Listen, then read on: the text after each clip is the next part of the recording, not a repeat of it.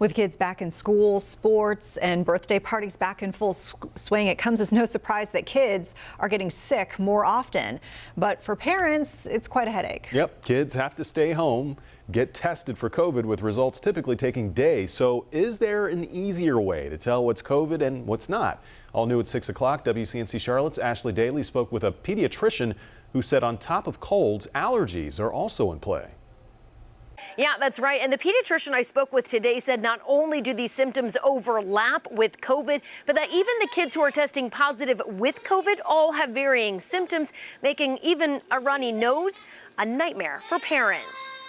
What's old is new again. After seeing hardly any cases in 2020, doctors say colds, the flu, croup, rhinovirus, strep throat, RSV, and hand, foot, and mouth are all back.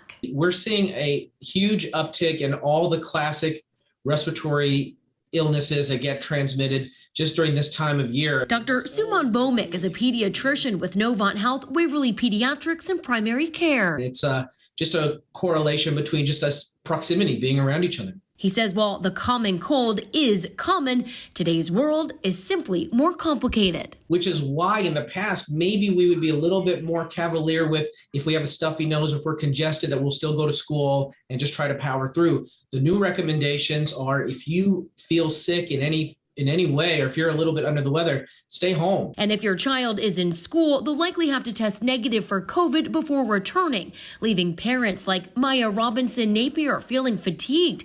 She says her kids missed 7 days of school, needing to get tested twice, which she says meant hours waiting in line, plus multiple copays for sick virtual visits. In the end, she says her kids were negative for COVID. But if it's lasting longer than a couple of days, and all your treatment methods that you typically do with your fluids and rehydration and rest and chicken soup and all the stuff that you're supposed to do when you feel bad, and it's not working, that's when you need to come see us. Dr. Bhowmick says unless your child was directly exposed to COVID, he recommends seeing your pediatrician, who can quickly help you rule out the long list of possibilities. If you come in with those symptoms, maybe getting swabbed for flu or RSV or strep, or getting evaluated to see if you have any rashes that are consistent with some of those hand, foot, and mouth or roseola. Speeding up results so kids can get back to being kids. Reporting in Charlotte, Ashley Daly, WCNC Charlotte.